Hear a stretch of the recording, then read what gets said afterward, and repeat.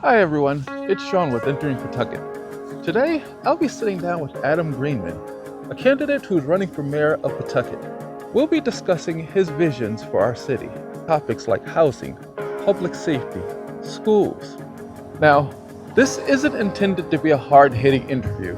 I'm not a journalist, just a citizen of Pawtucket, a concerned citizen, concerned about our city's future, our quality of life, and many things that'll impact our future generations.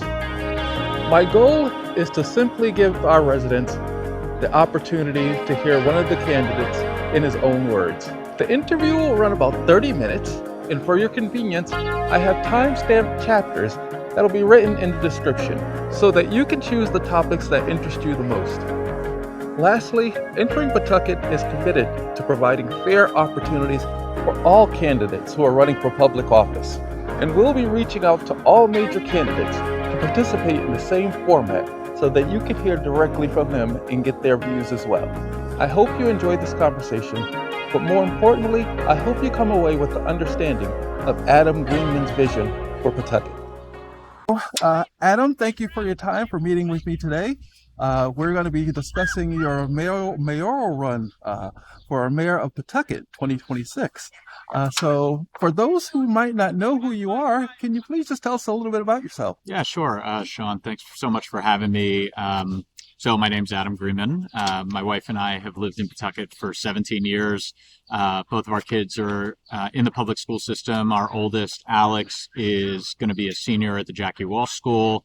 Our daughter Nora is going to Tolman in ninth grade next year.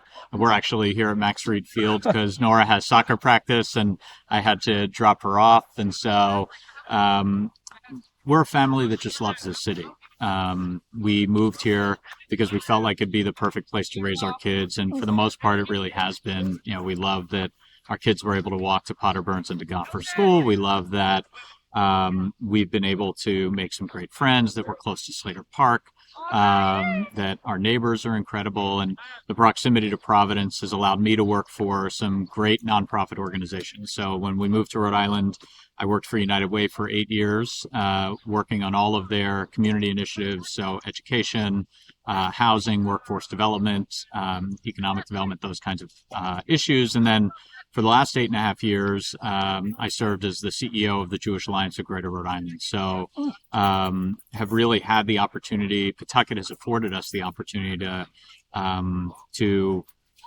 for me to be able to work for some incredible nonprofit organizations. And after my time in the nonprofit sector, I really wanted to take everything I've learned and put it to work on behalf of the people here in Pawtucket. So what led you to get into public service? Yeah, there's a couple different things. I think I started my career as a middle school social studies teacher. It's where I met my wife, Erin, who was a high school English teacher.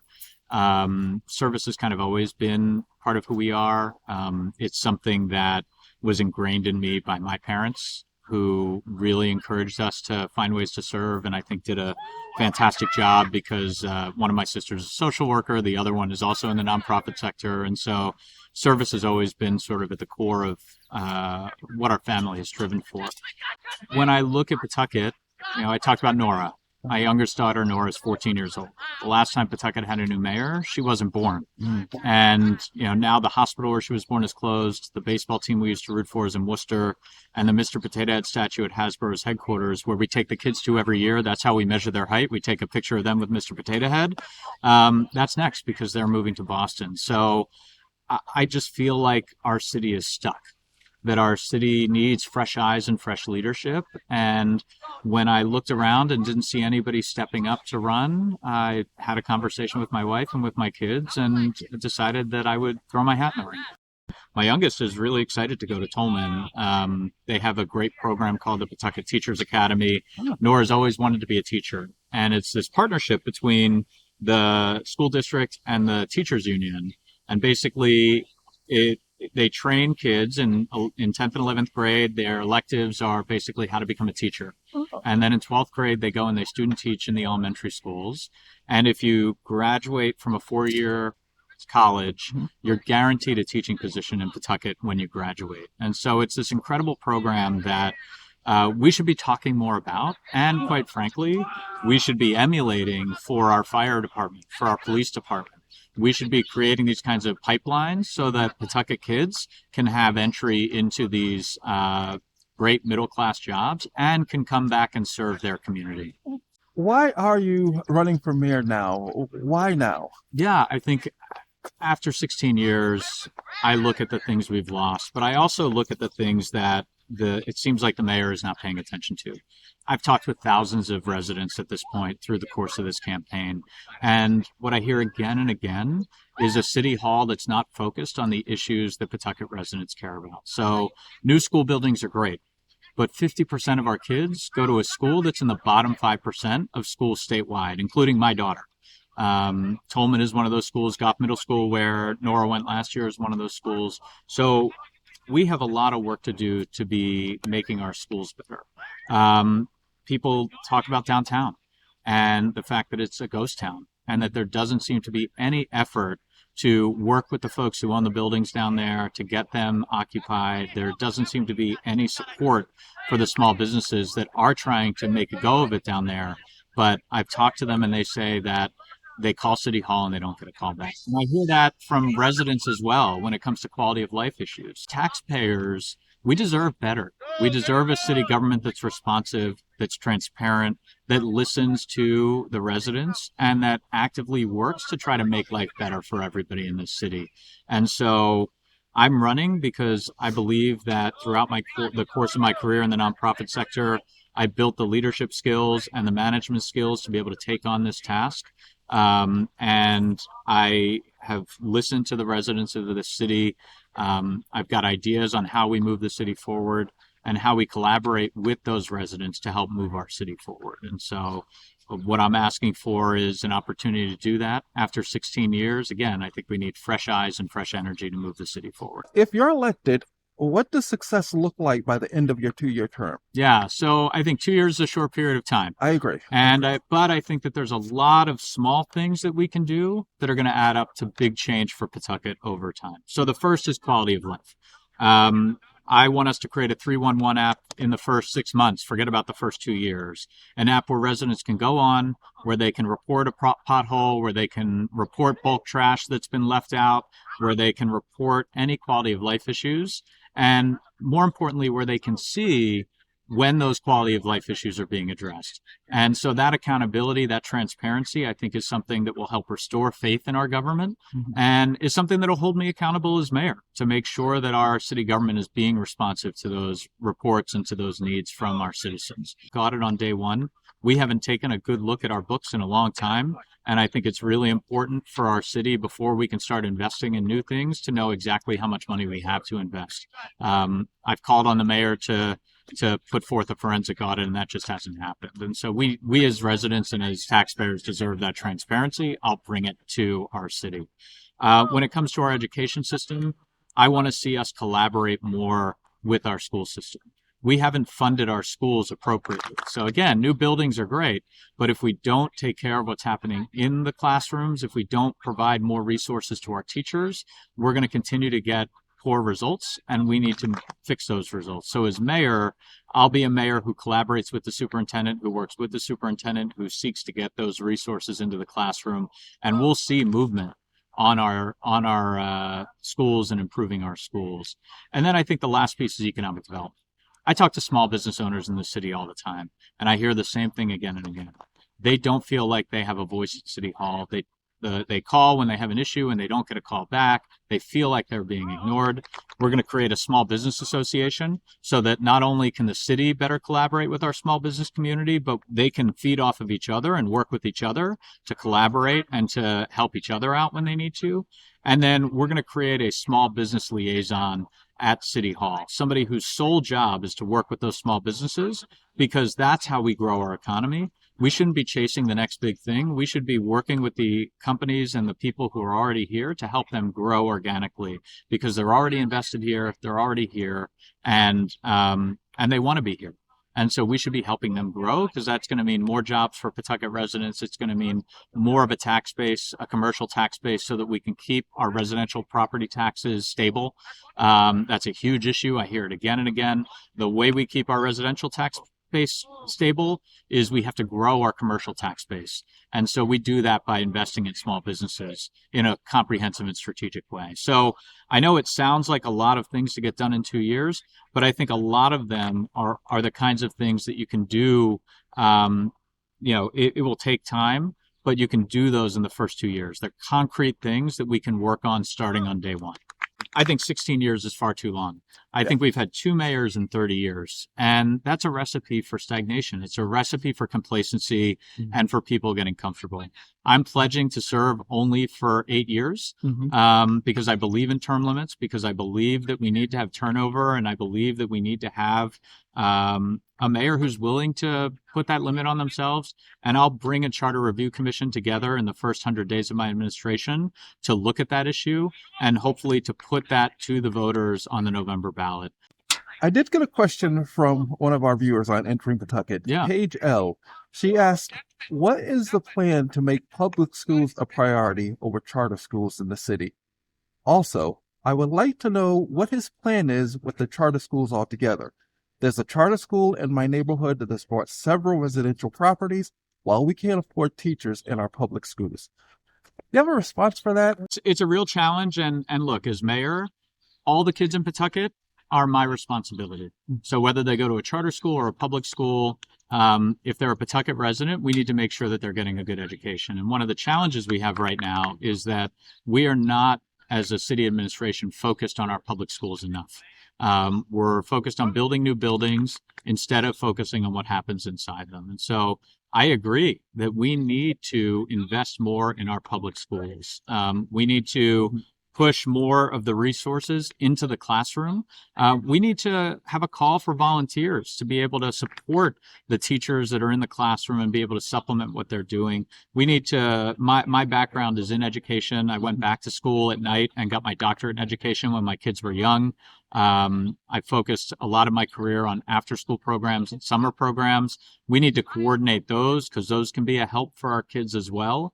And look, I think that when there are charters that are doing innovative things and doing what charter schools were originally meant to be doing, which is creating innovation and being a demonstration for what the public schools could and should do and could and should implement. So when we think about dual language learning, it's a great example because we have charter schools here in Pawtucket that are doing that dual language environment, and our public schools cut their dual language program. And so in my mind, we need to be learning from that charter. We need to be ramping up our dual language programming in our public schools. And I think that when it comes to charters, bad charters need to be shut down. If they're not performing well, they need to get the same accountability that our public schools get. Continuing on the theme of education, there were recent efforts to place a hybrid school committee on the ballot that generated a lot of discussion, particularly because some residents, including myself, felt like the proposal moved too quickly. What are your thoughts on both the proposal itself and the process that was used?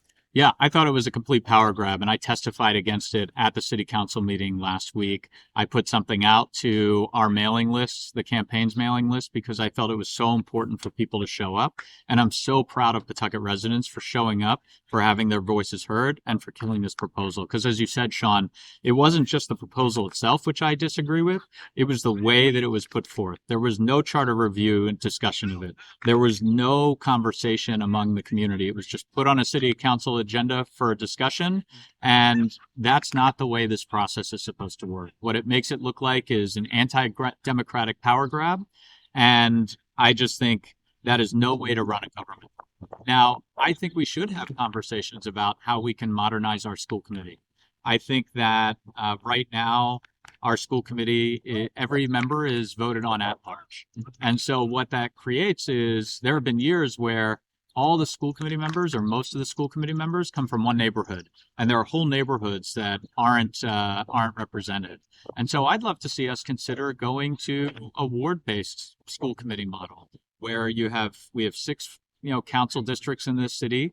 You'd have one school committee member from each council district, and then you could either have one at-large member, or if you do believe that the mayor should have some accountability in the school department, you could have one appointed position, but not a majority appointed. You can't take the power away from the people. That's ridiculous. And whatever we decide, it should be done through a public process where the public has plenty of time to provide input, and then have it go to city council and then eventually to the voters for their approval. The way this was done was totally unacceptable. It was a power grab, and I'm so glad that the people held on to their power by coming and showing up and saying, we do not agree with it. You've spoken publicly about your rodent control problem. Can you walk the residents through your plan and explain how it would work, and more importantly, how would we pay for it? Yeah, there's a lot of things that we can be doing. Municipal composting is one. I think we should be looking into a way where we can trap more food waste so that it doesn't attract the rats. Providence is starting a little pilot with this now. There are other communities that have done this. San Francisco actually has citywide composting, which is, I think we're a long way off from that, but I think this is one piece of it. I think the most important component of a rodent control needs to be rodent birth control, bait birth control. I don't know why we're not doing that right now. I talk to folks who are in the pest control industry, and they don't know why we're not doing this now. How do we pay for something like this? We take the resources that we're putting toward ineffective solutions right now, and we put them toward more effective solutions. We don't have to reinvent the wheel, Sean. And I think too often we think that our rodent control problem is unique, or our economic development problem is unique. There are great examples all over the country of cities that have tackled this, have figured this out, and we should be learning from them. We should be bringing those ideas here, and we should be reallocating resources that we're putting toward ineffective solutions and allocating them toward solutions that will be effective. I think it's important to set expectations right. No pest control program is going to eliminate 100% of pests. And I don't want to be a mayor that's going to make promises that are just false promises. But we can put more effective solutions in place that are going to dramatically reduce the pest problem that we have in this city. One is around public safety. Yep. When I've talked to residents, a lot of residents are speaking about everything from violent crime. We've had some violent crimes in certain areas of Pawtucket recently. Yeah. They talk about reckless driving. Big topic is speed cameras. Specifically the cameras at school zones, the red light cameras. Some residents feel that those cameras are a money grab. I'm going to say I'm not one of them. Okay, fair enough. So, what is your priority in making our city a safer city? And do you, or would you rather, do away with the red light cameras or the speed cameras around the school zones? So I think those speed cameras are a piece of the solution to reduce speed. When I'm talking with residents, Sean, the rodent problem is one of the top issues I hear about all the time. And the second is speeding. Not just on the main roads where the speed cameras are, but through the neighborhoods as well. And so I think speed cameras are part of the solution. I live on a road that's right by the speed cameras on Newport Avenue.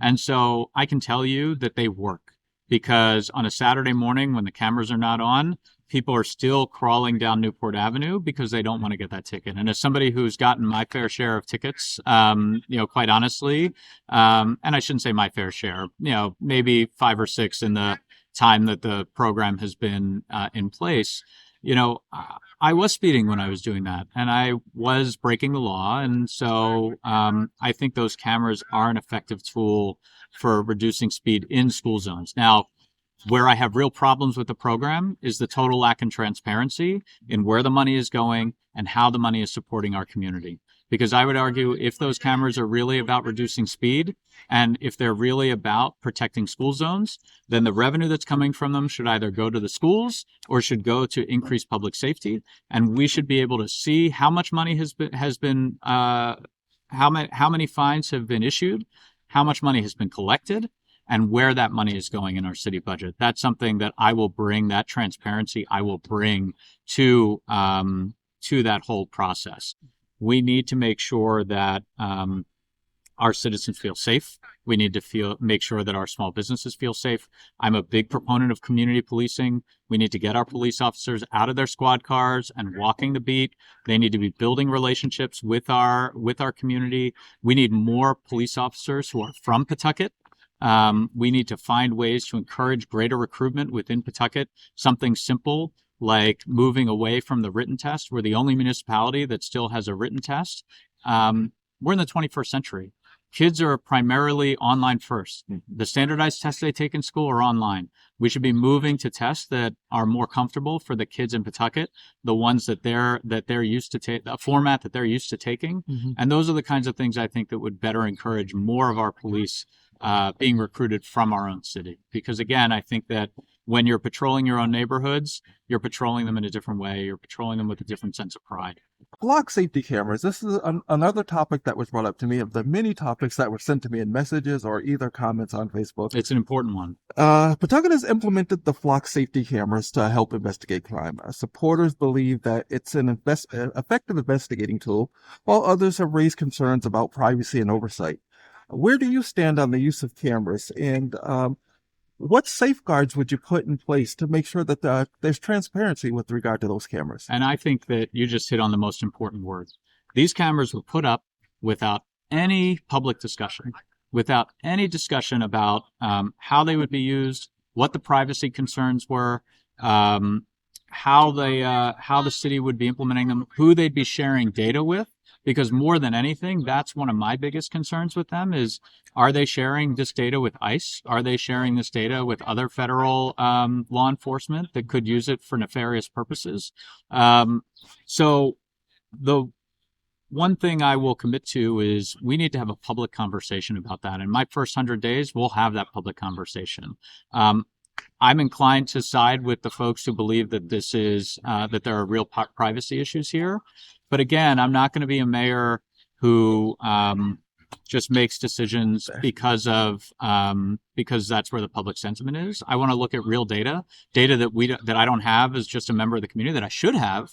That we should have a transparent administration that can show, here's how many crimes were solved using these flock cameras. Here's how many of those crimes would not have been solved if we didn't have the flock cameras. We need to know what that data is. And when I talk to police officers, they say that it is a tool for them in solving crime. But we have never had the chance as residents, as a city, to weigh the pros and cons, to weigh the better clearance rate with our own privacy concerns. And so in my first 100 days, we're going to have that public conversation, and then I'm going to make a decision based on that. But as I said, I really believe the privacy concerns are huge. I really worry about it.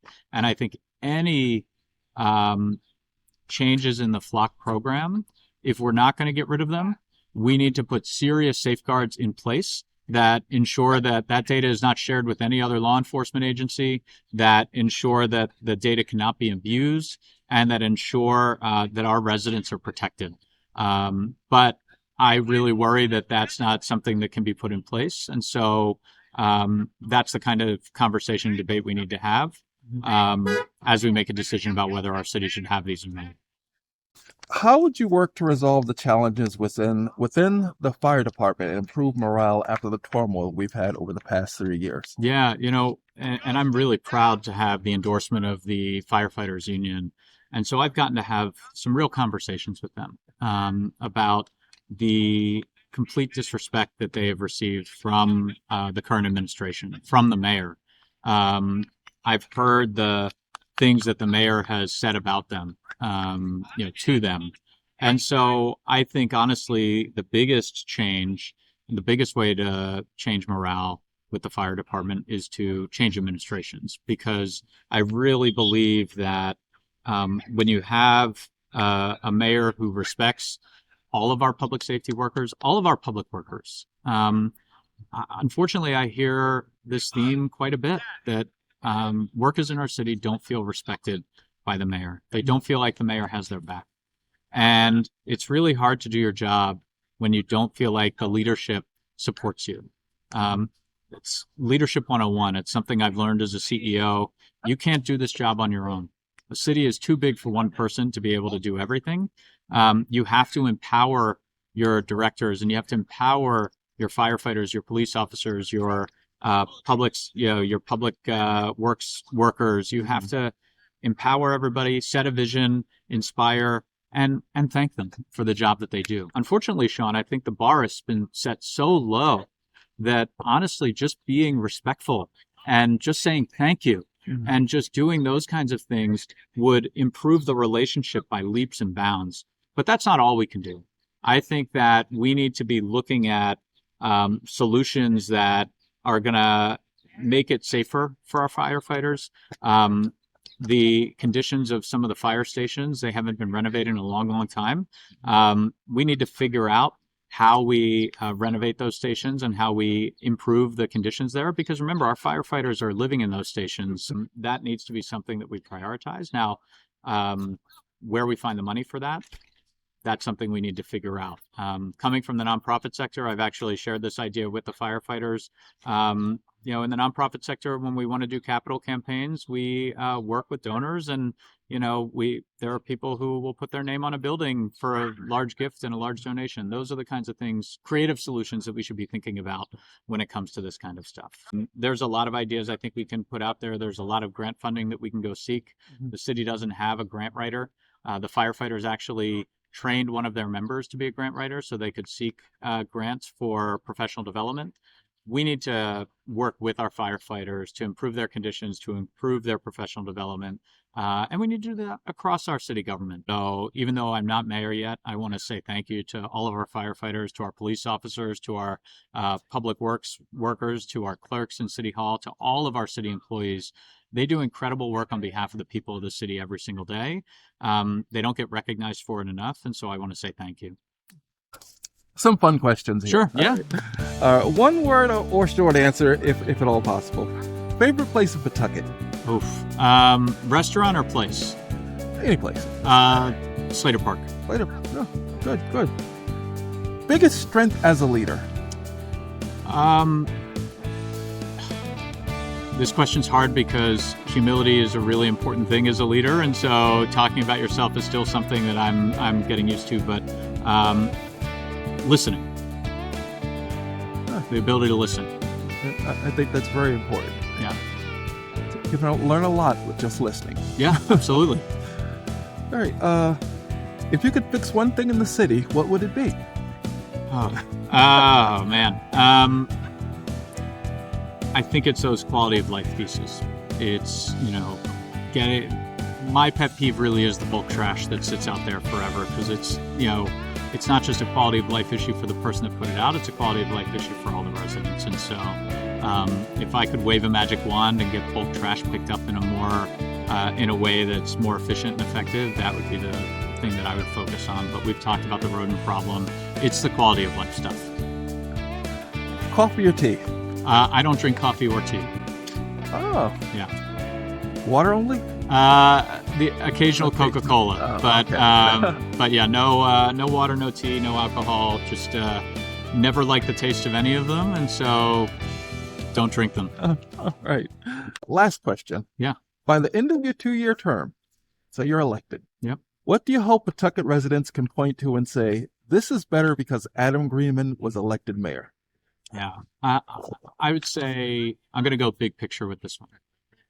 I would say they feel like they are part of their city. The pride that they have, I want them to say, my city government has as much pride as I do in this city. I believe it. And I want to see a more active and engaged citizenry. If I'm successful as mayor, it will mean that when we have community cleanups, we've got dozens and dozens of people there, not just a handful. It will mean that when there are big issues before city council, we have many, many people testifying, not just a small few. And I want people to say Adam Greenman shows up, and not just for the ribbon cutting or the photo op, but he shows up. It's why I'm committing to do monthly office hours where folks are able to come and share their issues directly with the mayor. I just was door knocking today, and somebody had the great idea of, once a month, pick a neighborhood and walk the neighborhood for an evening. I think it's a great idea. Again, it gets to listening. And so that's something I want to incorporate. And I want residents to feel like their mayor is accessible to them, that their mayor is listening to them, and that because of that, they feel more engaged in their city as well. So that's the big picture. Small picture, I hope that they use the 311 app that we create and they say, that's something we didn't have 2 years ago. I hope they look at our school system and they say, we've made real investments that are improving student performance, that we're not where we want to be yet because it takes a long time to help move those outcomes, but that we're moving in the right direction. And I want them to see movement in our downtown. I want them to see a city government that supports small businesses and that really makes sure that we're investing in our people, so that we as a city are growing. I want them to feel like Pawtucket's moving again. And if I've done that, then I've done my job. Well, Mr. Greenman, it was a pleasure sitting down and doing this interview with you. You're a nice person. You're a nice man, in my opinion. If elected, I think you'd do a wonderful job as mayor. Thanks so much, Sean. You're very welcome. This is not an endorsement. No, of course. This is just my personal opinion. And good luck with your campaign. Thank you. Really yeah, appreciate I appreciate it. Yeah, yes, thanks so much.